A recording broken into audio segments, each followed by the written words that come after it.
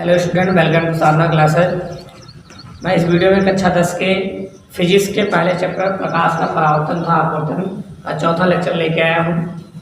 पिछले लेक्चर में जो कि हमने बताया था आपको दर्पण की फोकस दूरी और वक्रता त्रिज्या में संबंध जो कि बराबर होता है r/2, इसके बारे में बताया और इसका अवतल दर्पण और उत्तल दर्पण के द्वारा दोनों का डेरिवेशन करवाया गया। अगर आप नहीं देखे हैं तो डिस्क्रिप्शन में लिंक दिया गया है, उस पर जाकर आप उसको देख लीजिए। इस वीडियो में हम चर्चा करेंगे दर्पण बनाने, दर्पण द्वारा प्रतिबिंब कैसे बनता है, दर्पण द्वारा प्रतिबिंब बनाने के नियम। क्योंकि हमको अवतल दर्पण और उत्तल दर्पण दोनों से प्रतिबिंब बनाना है तो पहले कुछ नियम दिए गए हैं, 3 या 4 नियम हैं, तो उस नियम को पढ़ेंगे, उसी के हिसाब से हम प्रतिबिंब बनाएंगे। सबसे पहला नियम ये है, पहला नियम है कि अगर कोई, मान लीजिए हमारा अवतल दर्पण है, इसको केवल समझना है, ये अवतल दर्पण है, तो ये क्या है, उसका पोल होता है यानी ध्रुव होता है, ये उसका क्या होता है, मुख्य फोकस होता है, और ये क्या होता है, उसका वक्रता केंद्र सेंटर ऑफ कर्वेचर होता है। तो पहला नियम ये है कि अगर कोई प्रकाश की किरण मुख्य अक्ष के समांतर जाती है, ये मुख्य अक्ष हुआ, उसके समांतर कोई किरण गई, तो जैसा कि आप जानते हैं फोकस की परिभाषा ऐसे ही कि समांतर आने वाली किरण मुख्य अक्ष को जिस बिंदु में काटती है उसी को मुख्य फोकस कहते हैं। अर्थात कहने का मतलब ये कि अगर कोई किरण मुख्य अक्ष के समांतर जा रही है तो वह परावर्तन के पश्चात मुख्य फोकस से होकर जाएगी, यानी अगर समांतर जाएगी तो यहाँ इस मुख्य फोकस से होकर वापस जाएगी। ये तो अवतल दर्पण की बात हुई। लेकिन अगर उत्तल दर्पण में कैसा होगा, उत्तल दर्पण में यही चीज,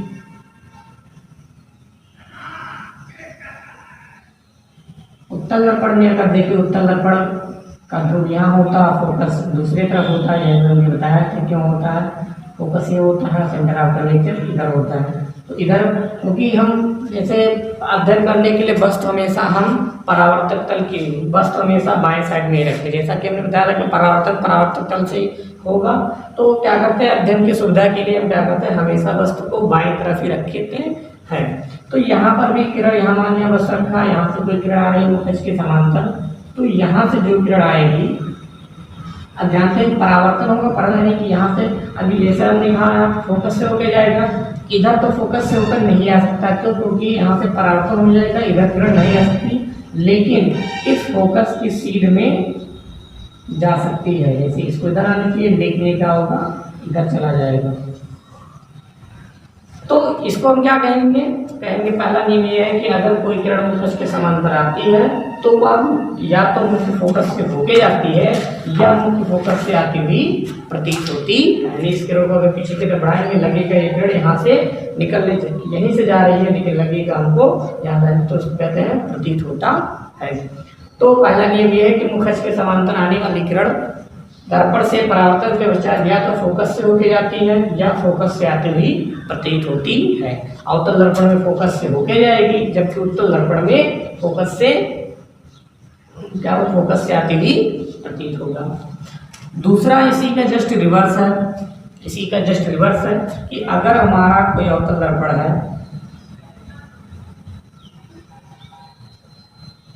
अगर हमारा ये उसका हो गया ध्रुव, हो गया फोकस, और ये हो गया वक्रता केंद्र। यहाँ की हमने बताया था कि मुख्य अक्ष के समांतर आने वाली किरण फोकस से होकर जाती है। इसी का उल्टा अगर मुख्य फोकस से होकर कोई किरण जाती है तो परावर्तन के पश्चात मुख्य अक्ष के समांतर हो जाती है। उत्तल दर्पण में कैसा होगा, उत्तल दर्पण में क्योंकि फोकस से तो नहीं है, फोकस से होकर नहीं जा सकता, लेकिन फोकस की सीध में आ सकता है। यहाँ फोकस है तो ये मान लें कि किरण ये फोकस की तरफ जा रही है, लेकिन परावर्तन का यहीं से हो जाएगा, ये इधर मान ब्रैकेट कर रहे हैं, यानी कि ये फोकस की तरफ जा रहा है, लेकिन जैसे ही किरण यहाँ जाएगी, यहाँ पहुँचेगी, जैसे इसका परावर्तन होगा, किस दिशा में होगा, मुख्य अक्ष के समांतर इधर चला आएगा। तो ये क्या होगा, कहेंगे मुख्य फोकस से होकर जाने वाली किरण या मुख्य फोकस की ओर आने वाली किरण दर्पण से परावर्तन के पश्चात मुखज के समांतर चली जाती है। इसका मुख्य अक्ष हो गया, यहाँ ये मुख्य अक्ष हो गया।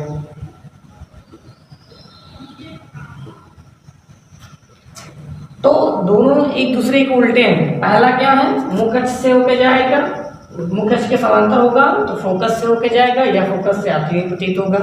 इसमें क्या, उसी का जो शुक्ला फोकस से होकर जाएगा तो मुख्य अक्ष के समांतर या फोकस की तरफ आएगा तो मुख्य अक्ष के समांतर हो जाएगा।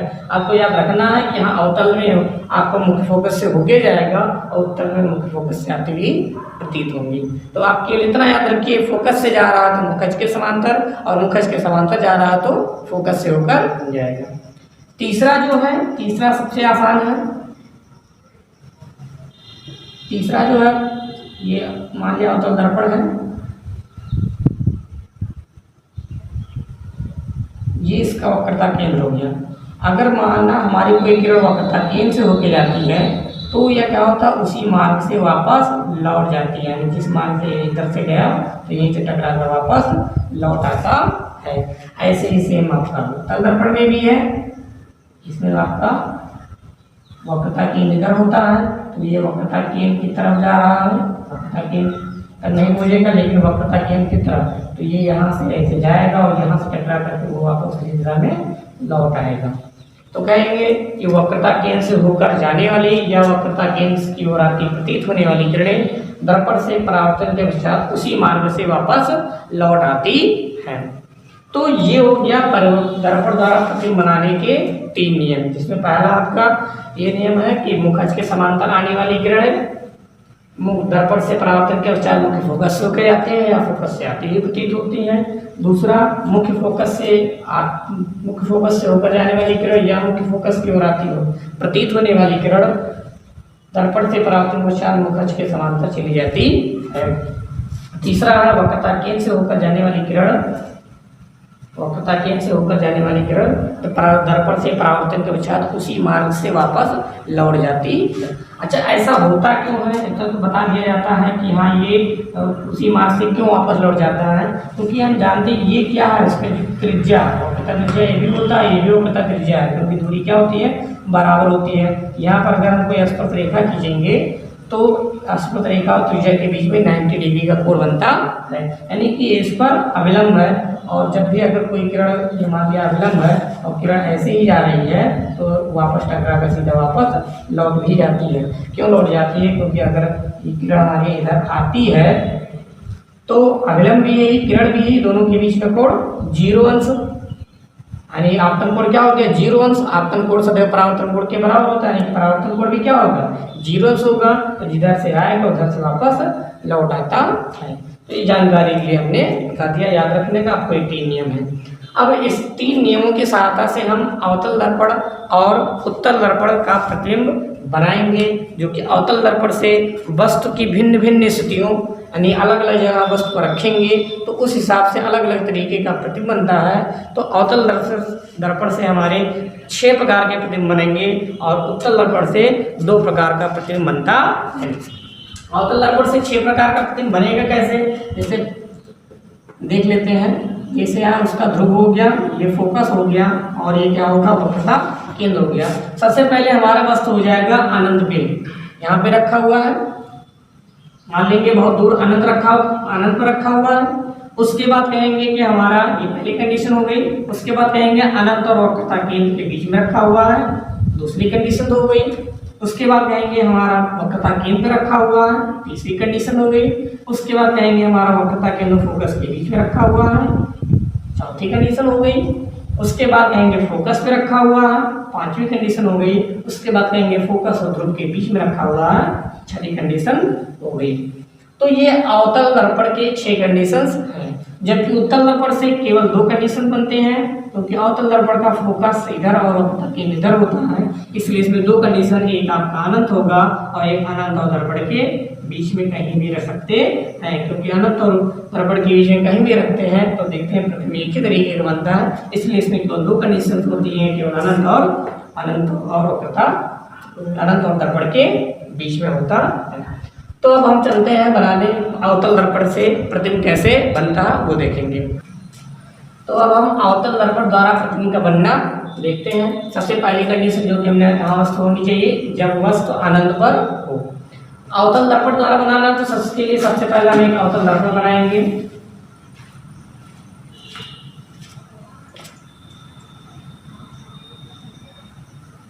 एक ही जो प्रतिबिंब बनाने से पहले हमको क्या करना है, प्रतिबिंब बनाकर क्या करना है, तो वो प्रतिबिंब बनाकर हमको उस प्रतिबिंब में कुछ चीजें बतानी होती हैं। क्या बतानी है? प्रतिबिंब की प्रकृति, दो चीजें, प्रतिबिंब की प्रकृति बतानी होती है और दूसरा प्रतिबिंब की स्थिति। प्रतिबिंब की स्थिति प्रकृति में क्या आएगा? प्रतिबिंब में हमारा आता है कि हमारा प्रतिबिंब आभासी बनेगा या वास्तविक बनेगा।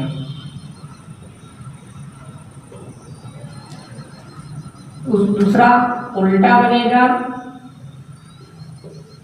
या सीधा बनेगा।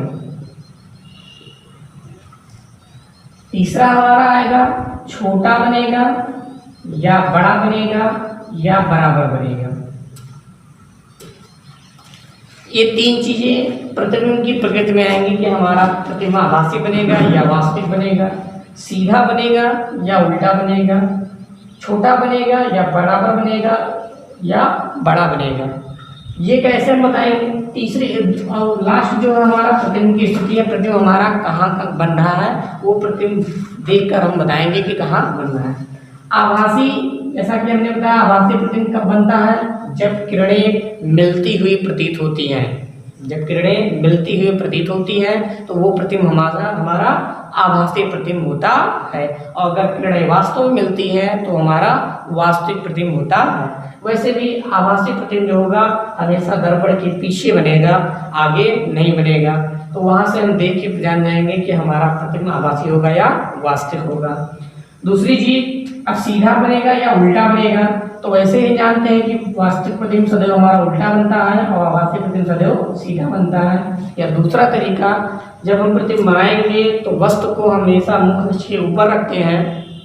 तो अगर मुख अक्ष के ऊपर ही रखते हैं और अगर हमारा प्रतिबिंब मुख अक्ष के ऊपर ही बन रहा है तो वह प्रतिबिंब हमारा सीधा होगा, और अगर प्रतिबिंब हमारा नीचे बनता है तो वह प्रतिबिंब हमारा उल्टा होगा। वस्तु हमेशा ऊपर ही रखेंगे, लेकिन अगर प्रतिबिंब देखेंगे वो भी ऊपर ही बन रहा है तो हमारा क्या होगा? प्रतिबिंब सीधा बनेगा, और अगर नीचे बन रहा है तो वो प्रतिबिंब हमारा कैसा होगा? उल्टा बनेगा। या जैसे कह देंगे, अगर वास्तविक होगा तो उल्टा होगा, आभासी होगा तो सीधा होगा।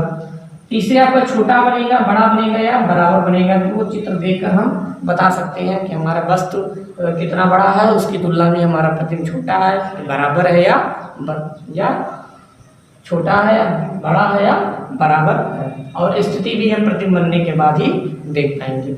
तो ये इतनी चीजें हमको प्रतिबिंब देकर बतानी होती है। क्वेश्चन आपका ऐसे ही आता है, या 1 नंबर पूछे या 2 नंबर पूछे। अगर प्रतिबिंब खींचने के लिए आता है तो कहेगा कि अवतल दर्पण द्वारा एक वस्तु फोकस और ध्रुव के मध्य रखी है, तो उसके किरण आरेख खींचिए तथा प्रतिबिंब की प्रकृति और स्थिति बताइए। या ऐसे बोलेगा कि किसी दर्पण द्वारा प्रतिबिंब आभासी बड़ा तथा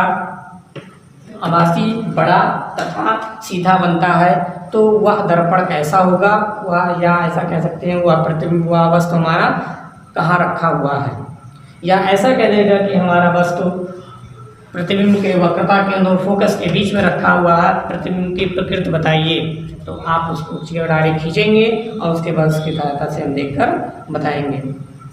तो सबसे पहले यहाँ पर जब वस्तु अनंत पर हो तो उसके लिए अवतल दर्पण है, तो अवतल दर्पण का चित्र बनाएंगे हम। ये अवतल दर्पण हो गया, मान लेंगे दर्पण हमारा M1 M2 है। इसका मुख अक्ष खींच देंगे हम, ये हो जाएगा उसका ध्रुव, ये हो जाएगा फोकस और ये हो जाएगा वक्रता केंद्र। एक चीज और, हमेशा ये दूरी और ये दूरी आप बराबर ही रखेंगे, क्योंकि आप पिछले डेरिवेशन में प्रूव कर चुके हैं कि ये PF बराबर CF होता है। दूसरी चीज वस्तु हमारा कहाँ होना चाहिए, अनंत। तो मान लेंगे यहाँ कोई वस्तु हमारा रखा हुआ है, इस वस्तु का नाम दे देते हैं O dash. O for object, हो ऑब्जेक्ट यानी कि वस्तु होता है, कोई भी आप ए भी दे सकते हैं। तो इसको हमने ओ डैश नाम रख दिया। अब ये किरण अनंत में रखा हुआ, और हमने बताया था किरण पुंज में कि अनंत से चलने वाली किरणें क्या होती हैं, परस्पर समांतर होती है। तो समांतर चलने वाली किरणें मान लेंगे कोई एक, क्योंकि किरणें हमने बताया था बस से निकलते हैं तो असंख्य किरण निकलती हैं और चारों दिशाओं में निकलती हैं। तो कोई ना कोई किरण होगा जो इस फोकस से होकर जाएगा।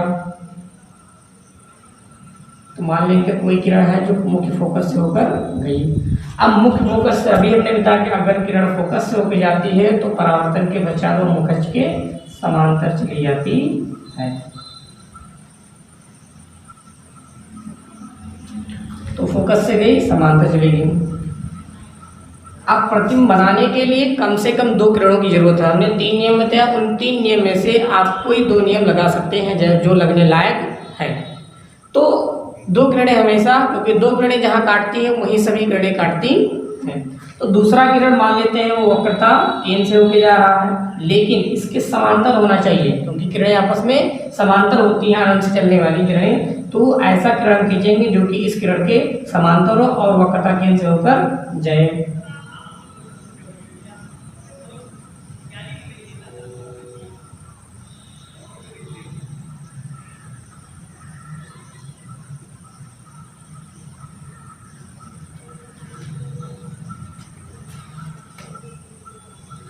तो ये किरण हमारा मुखज के, ये किरण हमारा वक्रता केंद्र से होकर गया, तो उसी मार्ग से क्या हो जाएगा, वापस लौट जाएगा। तो एक परावर्तित किरण हमारी ये हो गई और दूसरी परावर्तित किरण ये उसी मार्ग से लौटेगी। दोनों मिलकर यहाँ इस बिंदु पर काट रहे हैं, तो जिस बिंदु पर काटेंगे उसी बिंदु पर हमारा प्रतिबिंब बनेगा। तो इसको हम यहाँ क्या कर देंगे, मिला देंगे, इसके ठीक लंबवत मिलाएंगे तो ये जाके फोकस से ही मिलेगा। ये मान लेंगे कि हमारा प्रतिबिंब आई डैश है। अब ये प्रतिबिंब हमारा बन गया, क्योंकि 2 किरणों की जरूरत थी। 2 किरणें परावर्तन के पश्चात जहाँ काटेंगी वही हमारा क्या होता है, प्रतिबिंब होता है। तो यहाँ ये काट रही हैं, तो इसको यहाँ से, क्योंकि अब हमने केवल यहीं से लिया, अब ये पूरा यहाँ से किरण खींचेंगे तो भी यहाँ ऐसे उल्टा होकर सभी बिंदुओं से खींचेंगे तो ऐसे हमारा प्रतिबिंब, इस वस्तु का प्रतिबिंब ऐसे बनता जाएगा। तो सबसे पहले क्या हमने किया, अवतल मानाई का नियमों को, एक हमारा अवतल दर्पण है जिसका ध्रुव P फोकस है तथा वक्रता केंद्र C है। मान लेंगे वस्तु हमारा अनंत रखा हुआ, क्योंकि अनंत से चलने वाली किरणें परस्पर समांतर होती हैं, अर्थात वही किरणें जो मुख्य फोकस से होकर जाती है परावर्तन के पश्चात मुखज के समांतर चली जाती हैं, तथा दूसरी समांतर किरण जो वक्रता केंद्र से होकर जाती है परावर्तन के पश्चात उसी मार्ग से वापस लौट जाती है। ये दोनों परावर्तित किरणें अर्थात ये वाली और ये वाली दोनों बिंदु आई डैश पर मिलती हैं, वास्तव में मिलती हैं। अतः आई डैश वस्तु ओ डैश का प्रतिबिंब होगा। अब इस प्रतिबिंब की हमको, जैसा कि हमने बताया, प्रकृति और स्थिति बतानी होती है, तो हम देख के बता सकते हैं प्रतिबिंब की प्रकृति। प्रतिबिंब की प्रकृति क्या होगी, जैसा कि हमने बताया कि पहले क्या देखते हैं, आभासी है कि वास्तविक है। क्योंकि यहाँ किरणें हम देख रहे हैं कि वास्तव में मिल रही हैं, इसलिए हमारा प्रतिबिंब कैसा होगा, वास्तविक होगा। और वास्तविक प्रतिबिंब आप जानते हैं हमेशा उल्टा बनता है, या ऐसे ही देख सकते हैं, क्योंकि हमारा वस्तु मुखज के ऊपर है और प्रतिबिंब मुखज के नीचे बन रहा है। ये मुख्य अक्ष है, ये प्रतिबिंब मुखज के नीचे बन रहा है, अर्थात ये कैसा बनेगा, उल्टा बनेगा। दूसरा, छोटा है, बड़ा है या बराबर है, क्योंकि ये किरण इनको पीछे लेके जाए तो लगभग यहाँ हमारा वस्तु इतना बड़ा है और प्रतिबिंब इतना छोटा है, यानी कि वस्तु क्या होगा, वस्तु से बहुत छोटा, वस्तु से बहुत छोटा बनता है, या इसको बिंदु के आकार का भी बोल सकते हैं, बिंदु के आकार का। स्थिति की बात करें, प्रतिबिंब की स्थिति कहाँ बन रहा है, ये फोकस, जस्ट फोकस के नीचे ही है, तो इसका हमने एक नाम दिया था फोकस तल। ये हमारा क्या है, फोकस तल। बताया था कि वह तल जो फोकस से होके जाता हो तथा मुखज के लंबवत हो, तो उसी को क्या कहते हैं, हम फोकस तल कहते हैं। ये प्रतिबिंब हमारा कहाँ बन रहा है, फोकस तल में। या कभी कभी फोकस भी यहाँ से कहीं किसी भी बिंदु पर बन सकता है। तो इस प्रतिबिंब की प्रकृति क्या हो गई, वास्तविक उल्टा वस्तु से बहुत छोटा अर्थात बिंदु के आकार का, और कहाँ बनेगा, फोकस तल में। तो ये हमारा पहला प्रतिबिंब हो गया जब वस्तु अनंत पर हो। इसके बाद दूसरा प्रतिबिंब आप क्या करेंगे, इसको हम इस वस्तु को ऐसे ऐसे धीरे धीरे दर्पण के नजदीक लेके आएंगे। तो अब हमारा दूसरा जो हो जाएगा वो वस्तु अनंत और वक्रता केंद्र के बीच में। आप चित्र ध्यान से देख लीजिए, इसको जिस तरीके से हमने बताया है उसी तरीके से बनेगा।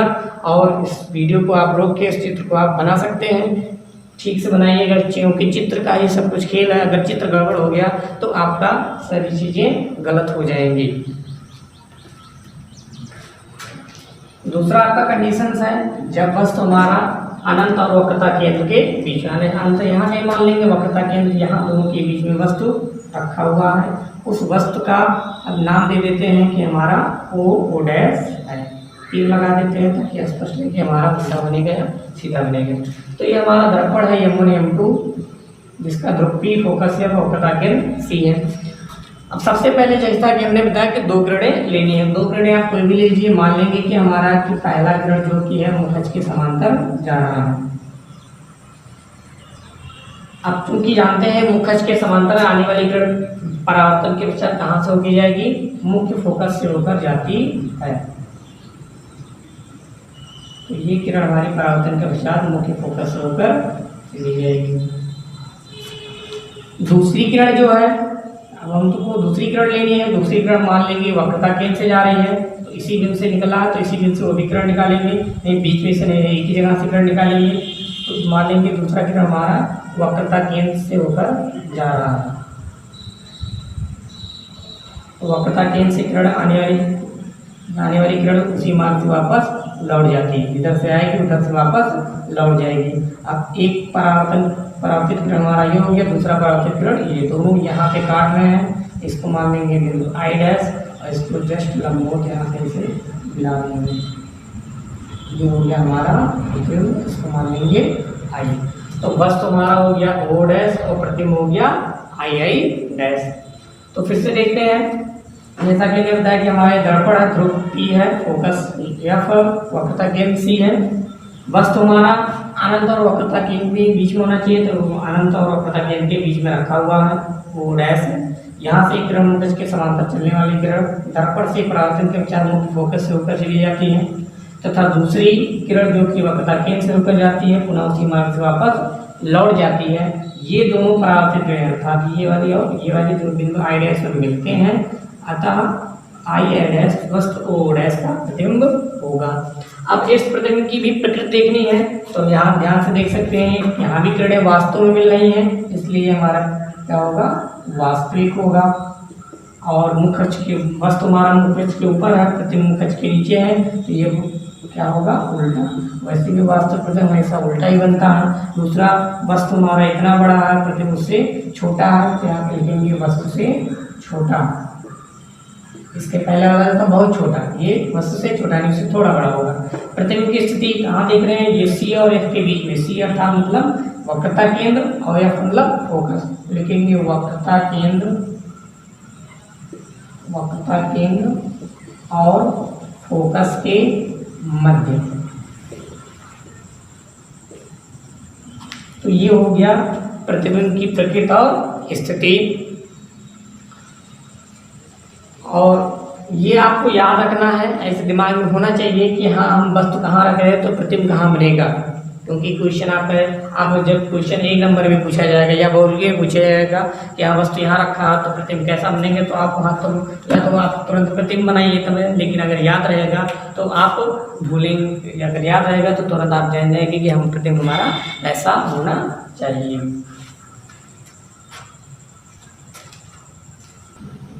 तीसरा है जब वस्तु हमारा वक्रता केंद्र पर हो, तो ये ध्रुव हो गया, यहाँ फोकस हो गया और यहाँ पर वक्रता केंद्र हो गया। वस्तु कहाँ रखना है, तो वक्रता केंद्र पर। मान लेंगे वो हमारा वक्रता केंद्र ये पर वस्तु रखा हुआ है, जिसको हम नाम दे दिए O डैश। अब यहाँ से भी 2 किरणें लेनी है, तो एक किरण पहला हम ले लेते हैं मुखज के समांतर, जनरली यही ले लेते हैं। मुखज से समांतर किरण कहाँ से होकर जाएगी, फोकस से होकर जानी चाहिए। तो ये हमारा हो गया, इसको हम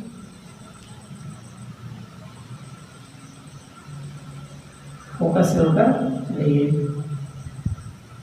अब दूसरा किरण लेना, दूसरा किरण अभी तक हम वक्रता केंद्र से ले रहे थे, लेकिन इस समय हमारा वस्तु ही वक्रता केंद्र में रखा हुआ है तो हम वक्रता केंद्र से ले रहे थे। तो तीसरा देखेंगे जो कि हमारा फोकस से होके जाता था, तो दूसरा किरण हम लेंगे जो कि कहाँ से होके जाए, फोकस से होके जाती है। तो फोकस से जाने वाली किरणें परावर्तन के पश्चात मुखज के समांतर होके जाती है।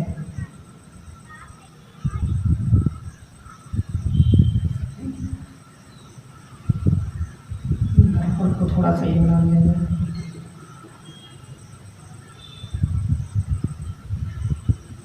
यहाँ से ये आपका मुखज के समांतर किरण जाएगी। अब एक हमारा परावर्तित किरण ये हो गया और दूसरा परावर्तित किरण ये हो गया, दोनों इस बिंदु पर काट रहे हैं तो हमारा जो प्रतिबिंब बनेगा यहाँ बनेगा। इसको अगर हम मिलाएंगे तो जस्ट सी के नीचे ही बनेगा, जिसको हम मान देंगे आई डैश।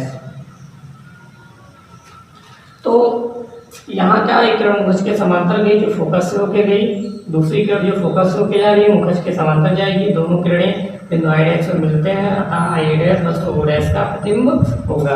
अब यहाँ पर भी किरणें वास्तव मिल रही है तो प्रतिबिंब हमारा होगा वास्तविक, नीचे बनना है तो उल्टा होगा। और अगर देखा जाए तो लगभग ये दोनों क्या है, बराबर है, तो यहाँ लिखेंगे वस्तु के बराबर। और प्रतिबिंब की स्थिति बात करेंगे तो वक्रता केंद्र वस्तु था, वक्रता केंद्र पर प्रतिबिंब बन रहा है, लिखेंगे वक्रता केंद्र पर।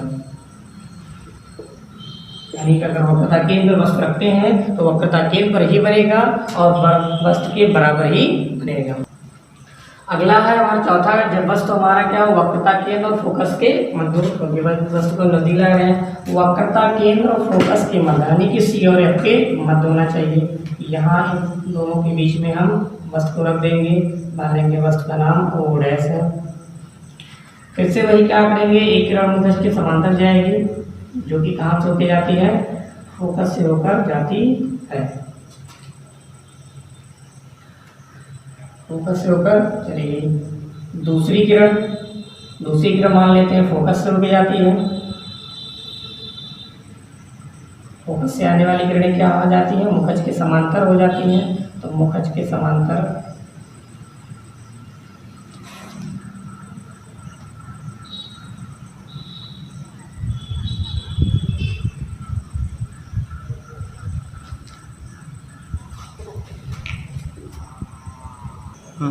तो यहाँ जो किरण फोकस से होके गई, वो जो किरण मुखज के समांतर गई वो फोकस से होके गई, और जो किरण मुख्य फोकस से होके गई वो मुखज के समांतर गई। दोनों परावर्तित किरणें ये और ये यहाँ पे काट रहे हैं, यानी कि इसको मान लेंगे आई डैश और इसको यहाँ से हम मिला देंगे लंबवत। तो ये हमारा हो जाएगा प्रतिबिंब आई डैश, जो कैसा होगा, किरण वास्तव मिल रही है तो ये होगा हमारा वास्तविक, मुखज के नीचे है तो हमारा होगा उल्टा। और यहाँ से हम देख सकते हैं कि वस्तु हमारा इतना बड़ा है और प्रतिबिंब उससे बड़ा बनना है, यानी कि प्रतिबिंब वस्तु से बड़ा होगा। प्रतिबिंब की स्थिति की बात करें तो ये हमारा वक्रता केंद्र है, और इधर अनंत मान लेते हैं। आप वक्रता केंद्र से ज़्यादा दूरी पे लिख सकते हैं, अधिक दूरी पर, या लिख सकते हैं अनंत और वक्रता केंद्र के मध्य, अनंत और वक्रता केंद्र के मध्य। पांचवा है, जब वस्तु फोकस पे हो तो फोकस यहाँ है तो यहाँ पर हम वस्तु रखेंगे ओ डैश मान लिया।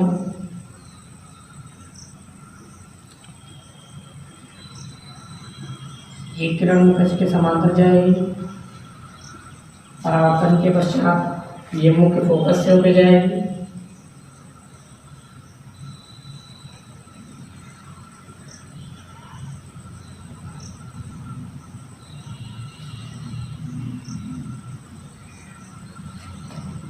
दूसरी किरण जो है वो, दूसरी किरण फोकस से नहीं ले जा सकते तो इसको क्या करेंगे हम, और ना वक्रता केंद्र से जा सकती है, लेकिन हम वक्रता केंद्र के सीध में एक किरण ले जा सकते हैं, यानी कि इसकी सीध में कौन सी किरण जा रही है। तो इसकी सीध में एक हम देखेंगे, यहाँ से ऐसे इसको लाइन खींचेंगे और किरण यहाँ से निकलेगी, ऐसे जाएगी और यहाँ से टकराएगी, टकराने के वापस आएगी, तो वापस आते हुए तब ये वक्रता केंद्र से होकर जाएगी। अभी तो फिलहाल यहीं से निकलेगी, लेकिन जब वापस आएगी तब ये वक्रता केंद्र से होकर जाएगी।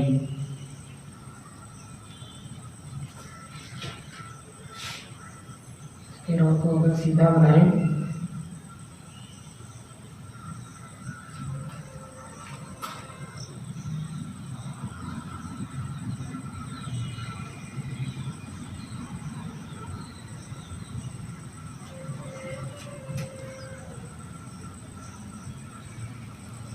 तो ये हमारा, अगर इन दोनों को हम दोनों किरणों को, दोनों परावर्तित किरणों को हम पीछे की तरफ बढ़ा रहे हैं, तो ये दोनों क्या है, परस्पर समांतर लग रहे हैं। परस्पर समांतर होने के नाते ये कहीं नहीं मिलेंगे, अर्थात अनंत पर मिलेंगे, इसलिए प्रतिबिंब भी हमारा कहाँ बनेगा, अनंत पर बनेगा। तो प्रतिबिंब की स्थिति क्या हो जाएगी, अनंत पर बनेगा। और प्रतिबिंब की प्रकृति क्या होगी, प्रकृति क्योंकि कहीं ना कहीं मिलेगा ही, तो वास्तव में यही मिलेगा, इसलिए इसको हम वास्तविक प्रतिबिंब ही कहेंगे। और वास्तविक प्रतिबिंब सदैव उल्टा बनता है, ऐसे ही देख रहे हैं मुखज के नीचे ही है तो उल्टा बनेगा, और चूंकि ये बढ़ता जाएगा और वस्तु हमारा इतना छोटा और ये बहुत बढ़ता जाएगा, इसलिए प्रतिबिंब होगा वस्तु से बहुत बड़ा। कहाँ बनेगा, अनंत पर। तो ये यहाँ क्यों बनना है अनंत पे, क्योंकि ये दोनों किरणें क्या है, परस्पर समांतर है, इसलिए अनंत पर ही, क्योंकि अनंत से चलने वाली किरणें समांतर होती हैं या समांतर किरणें अनंत पर मिलती हैं, ऐसा कहा जाता है, इसलिए प्रतिबिंब हमारा अनंत पर बनेगा। अब सबसे लास्ट कंडीशन है, जब वस्तु हमारा फोकस और ध्रुव के मध्य हो। फोकस और ध्रुव के, ये सबसे इम्पोर्टेंट चित्र आपका यही है, क्योंकि ज़्यादातर यही पूछा जाता है, तो इसको ध्यान समझिएगा। फोकस और ध्रुव के बीच में है, तो यहाँ मान लेंगे वस्तु हमारा रखा हुआ है, एक किरण मुखज के समांतर जाएगी, मुखज के समांतर किरण फोकस से होकर जाती है, यहाँ इसको मिला देंगे और फोकस से होकर जाएंगे, इसको हम ऐसे पीछे की तरफ बढ़ा देंगे। दूसरी किरण मान लीजिए, जैसे पिछला मैंने कहा था, इसको वक्रता केंद्र के सीध में लेके जाते हैं। किरण यहाँ से निकलेगी, इधर जाएगी, यहाँ से परावर्तन होगा और इधर जाएगी।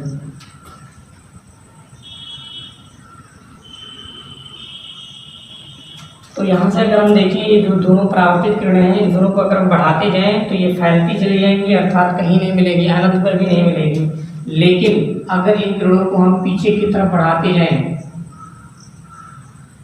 पीछे की तरफ बढ़ेंगे नहीं, लेकिन हम इसको डाटा के रूप में मिला रहे हैं, किरणों को हम बढ़ाते जाएं,